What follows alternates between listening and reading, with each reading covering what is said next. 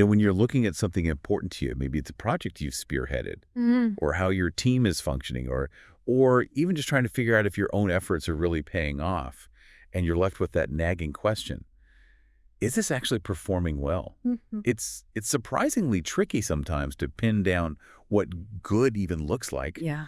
and even harder to understand all the factors at play. Yeah. For you, as you delve into the material you've shared with us on performance and evaluation, that feeling of wanting a clearer picture is exactly what we're going to address today. That's right. Your collection of sources today centers around a chapter called Performance and Evaluation from Professional Generalism. Now, while performance and evaluation, P&E, as it's sometimes called, might seem like, straightforward concepts, Right.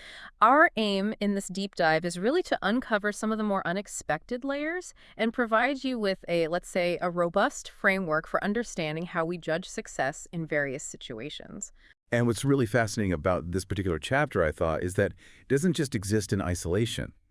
The author draws connections to ideas discussed earlier in professional generalism and also pulls in thinking from fields like human performance and systems engineering. Exactly. So you've given us a really rich set of interconnected ideas to explore with you. Ultimately, what we want to achieve for you today is a move away from those simplistic kind of gut feeling assessments of performance. Okay, beyond that. By the end of our discussion, you should have a much more nuanced and practical understanding of the principles behind performance and evaluation, which you can then apply to the specific context you're dealing with. Okay, so let's get into it. The chapter starts by highlighting a fundamental aspect of performance. It's rarely looked at in isolation. Performance almost always involves some kind of comparison. Comparison. We're either comparing one thing to another, or we're measuring something against a set of established benchmarks, whether those are, formal rules, cultural norms, or even just our own expectations. And what's interesting to consider, particularly in the context of your own work and observations, is that these comparisons, this act of evaluating, can have unforeseen consequences. Okay. Like what? Well, think about how being evaluated makes you feel, or how it impacts the motivation of your team members. Does it lead people to identify with certain role models? The act of judging performance isn't a neutral event. It has repercussions that aren't always immediately obvious. That makes perfect sense, yeah. Okay. And that leads to the idea that performance and evaluation are really intertwined. They depend on each other. Absolutely. We need both to be able to see where things differ from what's expected, where the gaps are, and that's the crucial first step that allows us to actually do something about it, to make improvements or adjustments. Exactly, to take action. The chapter then introduces what it calls foundational principles, which are essentially the core building blocks of any activity we might observe or undertake. The very first one, FT1, is quite broad. It explains that all activities, from the simplest reaction to the most complex process, can originate from natural laws or from patterns that emerge over time. And importantly, these activities are all driven by different types of objectives. That breakdown of objectives was really illuminating for me in understanding your sources. Yeah. It talks about agreed objectives, the goals we explicitly set, Right. but also expected objectives, those that are just implicitly understood, and even unsettled objectives. Those are the goals that haven't been fully agreed upon or are still being debated. Still fuzzy. Which can significantly influence how we perceive performance. It really highlights the different drivers that can be at play, sometimes without us even fully realizing it. Precisely. And FP1 goes further, explaining that these activities involve an exchange of energy, resulting in outputs that we can physically observe, what's termed material energy. Okay, like a tangible result. Think of a software development team releasing a new feature. But the principle also points out that there are physically unperceivable outcomes that affect the wider environment, both directly and indirectly. The ripple effects. Exactly. For instance, the energy consumption of the servers running that new feature might have environmental impacts you don't immediately see. That's a great way to think about it. The progression from what motivates an activity, through the energy it uses, to the tangible results, and then to those broader, sometimes hidden effects. And FP2 builds on that by showing how those outcomes don't just stop there. They can actually trigger new activities and even cause us to reevaluate and change our initial objectives or the fundamental rules we're operating under. Yeah, it feeds back. It really underscores that performance isn't a static concept. Absolutely. It's a continuous iterative loop. And FP3 emphasizes this interconnectedness by stating that the outputs from one activity become sources of energy transmission and can serve as inputs for other activities. So one team's output is another's input. Pretty much. Mm. Consider how the data generated by one department in a company can become crucial input for the analysis done by another department. It's all linked. Now, FP4 really broadens our view. It makes the point that performance and evaluation, whether it's formal and systematic or more, casual and intuitive, Yeah. is relevant at every stage of a product's or a service's existence. Okay. From the initial idea and design all the way through to when it's eventually retired or discontinued. Yeah, cradle to grave. It's not just about judging the final product or outcome. And FP5 gives us these abstract, high-level definitions. Performance, in its essence, is about measuring differences and gaps, or DAGs, as the chapter refers to them. DAGs, okay. Differences and gaps. That's their shorthand for the differences and gaps we identify when looking at performance. And evaluation, then, is the process of judging that performance, taking into account all the variabilities and disparities that exist when those differences and gaps were observed. It even references a whole chapter dedicated to those variabilities and disparities, suggesting the inherent complexity. Okay, so those are the foundational ideas. Now the chapter moves on to the performance principles. PP1 begins by distinguishing between the performance of a single entity, an individual, or a specific system, Unity performance. and collective performance, which looks at the combined results and outcomes of groups or interconnected systems. And PP2 is a really critical one, especially when we're considering teamwork and collaborative efforts, which I know are often central to the kind of work you're involved in. Definitely. It highlights that while individual contributions are certainly important, the overall performance of a collective is more than just the sum of those individual parts. Ah, synergy. Kind of. You can't always directly attribute the success or failure of a team solely to the performance of one single individual. There are often emergent behaviors and these synergistic effects at play. That's a really important point, especially when we're trying to understand team dynamics. Then PP3 introduces a more conceptual idea, explaining that physical things perform. Literally, a machine operates, a person walks. Yep, literal action. Whereas abstract concepts, like a business strategy or a marketing campaign, can only be said to perform metaphorically.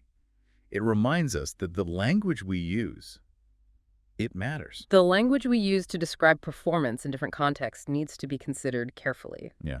Then PP4 gets a bit more concrete. It defines performance as the extent to which the measurable criteria we've attached to our objectives are actually met. So hitting the targets. Right, whether we're looking at the activities themselves, the outputs they produce, or the ultimate outcomes, it really emphasizes the importance of having those clear, measurable benchmarks. And PP5 breaks down the main categories of metrics we use to assess performance. On one hand, we have the physical and calculative metrics, the quantitative data like size, speed, cost, accuracy. The hard numbers. And on the other, we have the abstract and inferential metrics, the more qualitative aspects, such as accessibility, user-friendliness, flexibility, even vulnerability to risks. The fuzzier stuff, but just as important. It's a good reminder that a full picture of performance often requires looking beyond just the numbers. Which leads us nicely to PP6, which describes what the chapter calls an ideal and complete performance concept. The perfect world scenario. Exactly. And what's particularly insightful here is that the chapter outlines the 4 requirements for this ideal, almost to illustrate why achieving it in practice is so often a challenge. Yeah, it's like setting up a theoretical perfect scenario. It says that ideally, we would have distinct and exclusive metrics for every single quantitative and qualitative aspect of our objectives. Every single one. And then, for each of those metrics, we'd have indisputable and unique units or scales of measurement. Indisputable. That's a high bar. Plus, we'd have comprehensive information about all the relevant context and conditions under which the performance occurred. All of it. And finally, we'd have clear and agreed-upon criteria for comparing the results against standards or between different entities. It really makes you realize how often our real-world assessments fall short of this ideal. Exactly. It's a tall order. And it's precisely this gap between that ideal performance concept and the reality of most situations that naturally leads us into the evaluation principles. Okay. EP1 defines evaluation as the act of making a judgment about performance or outcomes. And crucially, it stresses the importance of considering the type of objectives that were in play, the specific context in which the performance occurred, and the prevailing conditions. Right. Context is king again. Always. And EP2 really clarifies the relationship between performance and evaluation in a practical way. It essentially states that When our understanding of performance doesn't meet all those rigorous criteria of PP6, which, as we just discussed, is most of the time, Yeah, pretty much always. then our assessment automatically becomes an evaluation. This is because we're having to make judgments based on incomplete information or imperfect metrics. We're filling in the blanks, essentially. And EP3 offers a really important word of caution, especially when you're looking at trying to learn from different situations. Like comparing projects. Exactly. It points out that if we're comparing evaluations across contexts and conditions that are significantly different, those comparisons won't be directly and fully valid. It's a reminder to be very careful about drawing broad conclusions when we're essentially comparing apples and oranges. Okay, that's a crucial warning. So after laying out all these principles, the chapter concludes with some key reflections and actions, some practical takeaways for you as you consider your own situations. Yeah, the so what part. The reflections really emphasize the interconnectedness of performance and evaluation and the absolutely crucial role that context plays in understanding them. What resonated with you most in those reflections? Was there anything that really jumped out? Well, I think the point about the different types of energies, material, cognitive, and affective, that influence performance is a really valuable one. Ah, yes, the non-physical stuff. Yeah, it reminds us that it's not just about tangible outputs. Our mental states, our emotions, they have a significant impact as well. And the reflection on the importance of balancing qualitative and quantitative metrics really hits home because it's so easy to get fixated on the numbers. I agree. That balance is key. And the reflection on the dynamic nature of P&E is also vital. Things change, the environment shifts, so our methods of evaluating performance need to be flexible and adapt over time. We can't just set it and forget it. Right, needs revisiting. And the final reflection, which encourages us to look beyond just outputs and outcomes, and also consider the inputs and the processes involved, that's so important for getting a comprehensive understanding, not just judging the end result. Absolutely. You need the whole picture. And those reflections then lead directly into the actions, which are framed as really practical advice for you. The first is to think about the context of your own performance considerations by reflecting on those different types of energies that might be at play in your specific situation. Building on that, the chapter suggests that you actively work to integrate both qualitative and quantitative measures in your evaluations to gain a more well-rounded perspective. Don't just pick one side. And it cautions against oversimplifying things, encouraging you to acknowledge the inherent complexities of performance and to resist the urge to reduce everything down to a single score or metric. Yeah, avoid that trap. Given that things are constantly changing, it advises you to regularly review and update your evaluation methods to ensure they remain relevant and effective. And I particularly like this one, to consciously link your evaluations to opportunities for personal or professional growth. Ah, make it constructive. Use them not just as judgment, but as a way to identify areas for development and, importantly, to acknowledge successes too. That's a great point. Finally, the chapter highlights the value of promoting transparency in your evaluation processes to foster trust and ensure a sense of fairness among those being evaluated. People need to understand how they're being assessed. So as we wrap up this deep dive for you, we've really explored these foundational concepts of performance, how we measure progress against standards and evaluation, how we interpret that progress within its specific context. Yeah, the measurement and the judgment. We've seen how vital it is to consider both the measurable and the more nuanced aspects, and that performance and evaluation are not static, but are constantly in flux. By gaining a better understanding of these underlying principles from your sources, you can hopefully approach the assessment of performance in your own life with more insight and effectiveness.